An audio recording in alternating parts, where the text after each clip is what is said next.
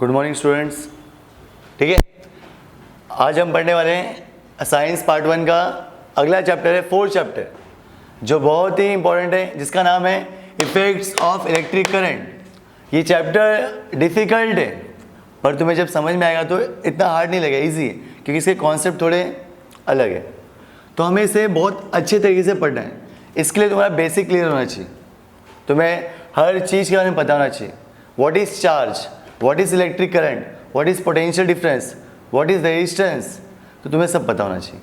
तो यहाँ पे इफेक्ट ऑफ इलेक्ट्रिक करंट जो नाम है, इस नाम का डेफिनेशन दिया यहाँ पे, heating effect of electric current क्या होता है।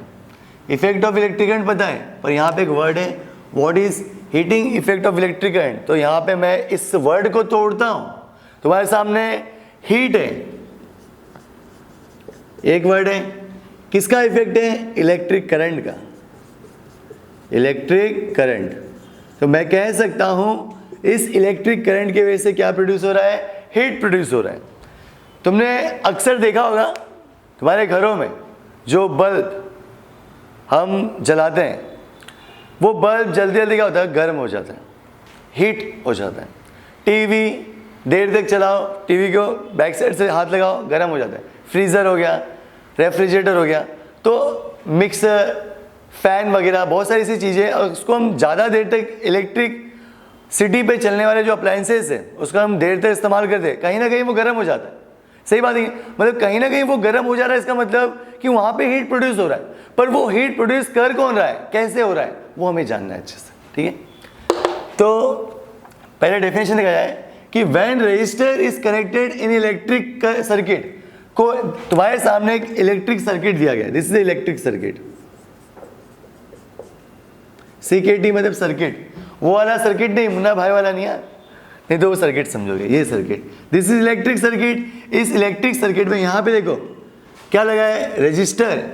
जब इस इलेक्ट्रिक सर्किट में मैं क्या लगाऊंगा, रजिस्टर, R मतलब रजिस्टर। मैं सिर्फ डेफिनेशन समझा रहा हूँ अच्छे से। व्हेन, जब register R is connected in an electric circuit, इसको मैंने यहाँ पे कनेक्ट कर दिया, हीट इज प्रोड्यूस, इसमें क्या प्रोड्यूस हो, हीट। सर्किट ऑन होने से पहले मान लो ये जो रजिस्टर है, इसका टेम्परेचर मैं नोट किया था नॉर्मली 20 डिग्री सेल्सियस मान के चलो। जैसे स्विच ऑन हुआ कि क्लोज कर दिया मैंने, क्लोज का मतलब ये की है और ये दूसरी की है, ये ओपन है, जब इसको टच तो क्लोज होगी। व्हेन की is close, when key is closed, electric current is flowing through this circuit, I is the current is passing through this resistor, then ये 20 डिग्री सेल्सियस जो टेम्परेचर है वो अचानक से कितना हो गया, 30 डिग्री सेल्सियस, मतलब 10 डिग्री का क्या हुआ है, इजाफा हुआ है। 10 डिग्री सेल्सियस से टेम्परेचर बढ़ चुका है। तो मैं कह सकता हूँ कि करंट पास होने से इस रजिस्टर का टेम्परेचर चेंज हुआ और टेम्परेचर बढ़ गया, वहाँ पे क्या प्रोड्यूस हुआ, हीट। बट वो हीट प्रोड्यूस होता कैसा है मैं बताता हूँ। जब इलेक्ट्रिक करंट पास होता है तो जो इलेक्ट्रॉन्स होते हैं उसमें जो एटम होते हैं, एटम, वो एटम और इलेक्ट्रॉन्स आपस में क्या होता है, टकराते हैं। टकराने से क्या होता है, फ्रिक्शन होता है। टकराने से क्या होता है, फ्रिक्शन। फ्रिक्शन से क्या प्रोड्यूस होता है, हीट।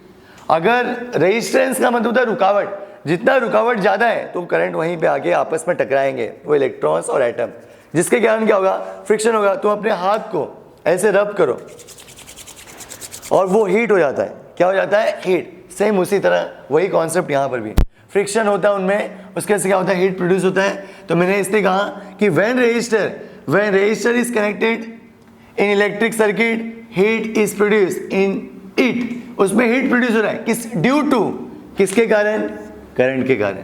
मतलब जब तुमने रजिस्टर को कनेक्ट किया उसमें क्या प्रोड्यूस हुआ, हीट, किसके कारण, इलेक्ट्रिक करंट। तो मैं कह सकता हूँ यहाँ पे पहला मुद्दा है मेरा, रजिस्टर, उसमें क्या प्रोड्यूस हुआ, हीट, किसने पैदा किया, करंट ने।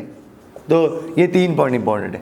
ठीक है, when resistor is connected in electric circuit, heat is produce in it due to current. जब समझ में आए, तो जब हम किसी भी सर्किट में, इलेक्ट्रिकल सर्किट में रजिस्टर को कनेक्ट करते हैं तो वो गर्म हो जाता है, उसमें हीट, करंट के कारण। उसे कहते हैं heating effect of electric current. तो याद हो गया होगा कि what is heating effect of electric current. Heating effect of electric current means what, कि हीट इज, तो अपने मन से बना के लिखो ना, heat is produce in a resistor when connected in circuit due to passing current. अपने मन से लिख सकते हो, जरूरी नहीं कि लाइन टू लाइन याद करो, मन से लिखो, ठीक है। Resistor is connected in a circuit when current is passing through the circuit और passing through resistor, heat is produce in the resistor. तुम ऐसे भी लिख सकते हो घुमा फिरा के, कोई फर्क नहीं पड़ता। ये हो गया तुम्हारा heating effect of electric current, ठीक है। अब आगे बढ़ते हैं।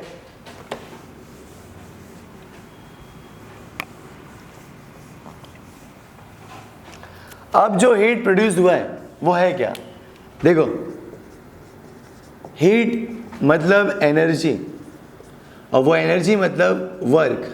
सर ये कैसा रिलेशन है, मैं बताता हूँ ना, कि ये इलेक्ट्रॉन्स है, बराबर। अब इस इलेक्ट्रॉन्स को मुझे आगे, जैसे मैं मोबाइल चार्ज करता हूँ, मोबाइल है और मान लो ये चार्जर है, मैंने लगा दिया, जैसे ये चार्जर है, इसका वायर मैंने इस मोबाइल में फिक्स कर दिया, ठीक है। और यहाँ पे बड़ा सा बोर्ड है, स्विच बोर्ड, यहाँ पे स्विच दिया है, मैंने स्विच ऑन कर दिया। जैसे स्विच ऑन करता हूँ तो यहाँ पे ऐसे चार्जिंग चालू हो गया। मतलब जैसे तुम मोबाइल लगाते हो, चार्जर को मोबाइल में लगाते हो और जैसे ऑन करते हो, देखो स्क्रीन ब्राइट लाइट ऑन हो जाता है, ग्लो करता है। इसका मतलब वहाँ से करंट अंदर आ रहा है। करंट नहीं आ रहा बेटा, वो जो इलेक्ट्रॉन्स है उसको कोई तो पुश कर रहा है, मतलब फोर्स यहाँ से लग रहा है। और फोर्स मतलब पोटेंशियल एनर्जी, तो यहाँ से फोर्स लग रहा है, तो ये स्विच बोर्ड फोर्स का काम कर रहा है। और फोर्स मतलब पोटेंशियल एनर्जी, ठीक है, पोटेंशियल। अब ये जो इलेक्ट्रॉन है ये चार्ज है, ये क्या है, चार्ज। इसका क्या हो रहा है, डिस्प्लेसमेंट हो रहा है। क्या हो रहा है, डिस्प्लेसमेंट। तो मैं बोल सकता हूँ वर्क का मतलब क्या होता है, work is a product of force into displacement. पढ़ा था ना, बराबर। Work is equal to force into displacement. Force कौन लगा रहा है, स्विच बोर्ड लगा रहा है, और वो कौन सी एनर्जी उसके पास, पोटेंशियल। तो मैं लिख सकता हूं फोर्स मतलब पोटेंशियल। धक्का किसको मार रहा है, इलेक्ट्रॉन को। इलेक्ट्रॉन क्या है, चार्ज। तो डिस्प्लेसमेंट किसका हो रहा है, चार्ज का। यहां पे आएगा चार्ज, यहां पे हो गया work. Work is equal to potential into charge.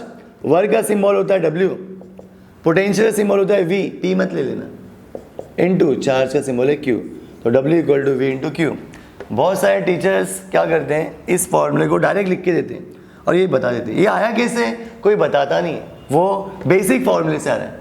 ये वही है, work is equal to force into displacement. Force कौन लगा रहा है, बैटरी ना। अभी कोई रिमोट है, उसमें सेल ही नहीं होगा, दिस इज अ रिमोट, सब कुछ अपने पास।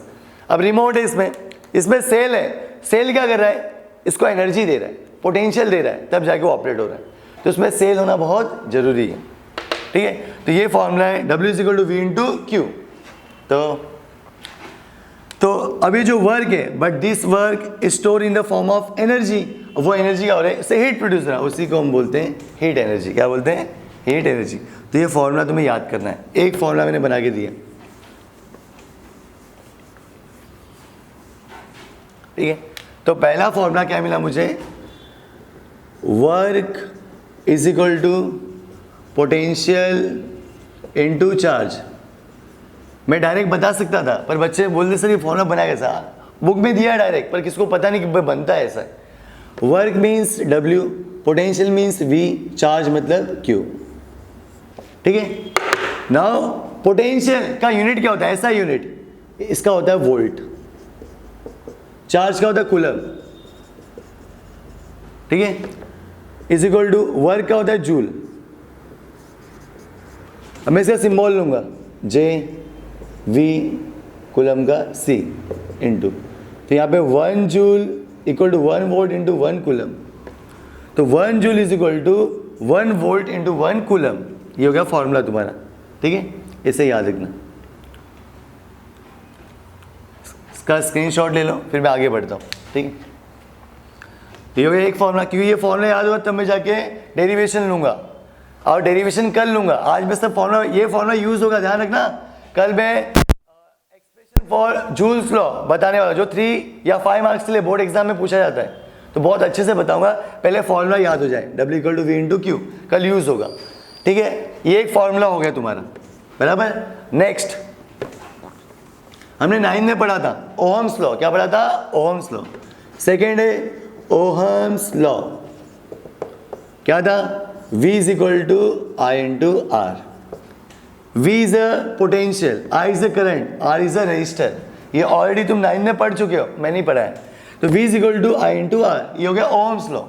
दो, तीसरा what is current? Electric current is equal to charge upon time. Electric current I is equal to charge Q time T। Q is equal to I into T, Q is equal to I T. बोला था ना Q I to, मेरी जिंदगी में याद है क्या, हम लोग पढ़े रहते। Q equal to I T, तो Q equal to I T, V is equal to I R और W is equal to V into Q. ये 3 फॉर्मूला कल तुम्हें याद होना चाहिए, तब कल मैं एक 5 मार्क्स का डेरिवेशन लेना बहुत इंपॉर्टेंट, वो आने के लिए तुम्हें आना चाहिए। तो कल के लेक्चर के लिए आज ये पढ़ लेना अच्छे से, ठीक है।